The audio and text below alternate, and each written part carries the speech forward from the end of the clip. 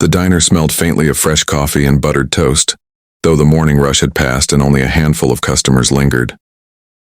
Emily tucked a loose strand of hair behind her ear, balancing a tray as she hummed softly to herself.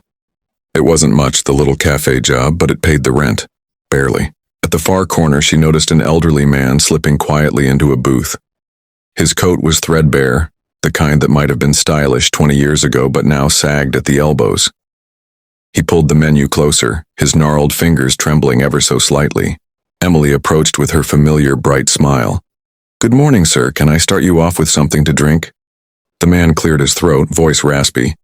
Just a coffee, please." As she scribbled the order, she noticed him fumbling with his wallet. The leather was cracked, almost falling apart at the seams. Inside were only a few crumpled bills and coins. His jaw tightened, and for a moment Emily caught the flicker of embarrassment in his eyes. Without missing a beat, she said warmly, "Don't worry about it, sir. The coffee's on me today." His head jerked up, startled. No, I couldn't possibly." Emily leaned a little closer, lowering her voice as though sharing a secret. "Sometimes people just need a small kindness. Let me do this for you."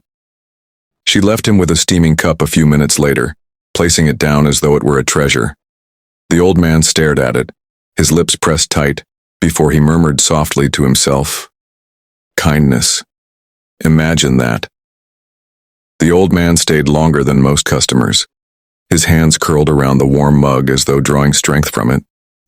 He watched Emily as she bustled from table to table. A businessman complained that his eggs weren't cooked right. Emily didn't flinch. She apologized with a smile, whisked the plate away, and brought it back perfectly done. A mother with 2 toddlers left without tipping.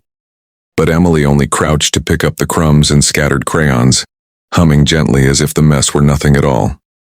From his corner, the old man studied her carefully. Every time she received a tip, she slid it quickly into a small white envelope she kept in her apron pocket. On the front, in neat handwriting, was a single word: rent. When Emily finally came back to refill his cup, he looked up at her with an expression she couldn't quite read. His eyes were pale, almost silvery but sharp. "Tell me, child," he said slowly, "why are you so kind? You don't earn much here, most would grow bitter." Emily paused, the coffee pot still in her hand. She gave a little shrug and smiled, not the rehearsed waitress smile, but something gentler, real. "The world is already hard enough," she said softly. "People carry so much weight every day. If I can make even one person's burden lighter, even just for a cup of coffee, then maybe my own feels lighter too." The old man studied her in silence, then nodded faintly. But behind that small nod, his mind was racing. The next morning, the diner buzzed with the usual chatter of regulars. Emily balanced a tray of pancakes as the bell above the door jingled. She glanced up and froze.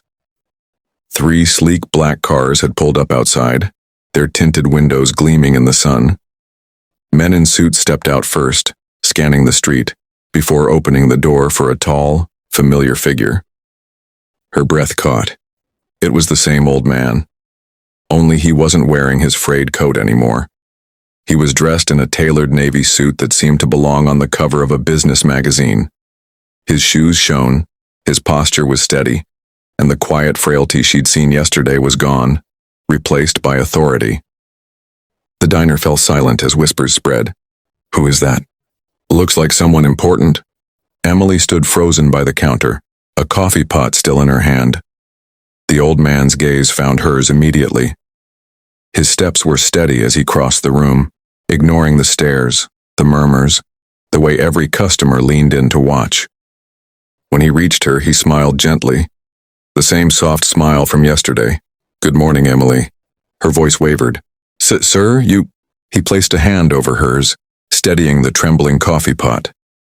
"Yesterday you gave me something no one had offered in a long time. Kindness with no strings attached. You saw a man who seemed to have nothing and treated him with dignity." She blinked, utterly bewildered. "But you're..." The man straightened, his voice carrying through the diner. "My name is Charles Harrington. I own Harrington Enterprises." Gasps rippled through the room. A billionaire, a household name. Emily felt her knees weaken. A billionaire? Here? Drinking free coffee from me? He reached into his jacket and pulled out a white envelope, offering it to her with steady hands. I have been searching for someone genuine to help manage a new foundation, one that will give back to people who need it most. Yesterday I found her. Emily stared at the envelope before opening it. Inside was a cashier's check large enough to erase her debts, and beneath it, an offer letter for a position she could scarcely believe was real. Her lips parted, but words wouldn't come. I don't understand. Why me? Charles's eyes softened. Because wealth can build buildings, but kindness builds people. And yesterday you reminded me of the kind of world I want my legacy to leave behind. Emily felt her eyes sting with tears. Around them, the diner had gone completely silent, every customer staring in awe. And in that moment, as she clutched the envelope to her chest, Emily realized one small kindness had changed her life forever.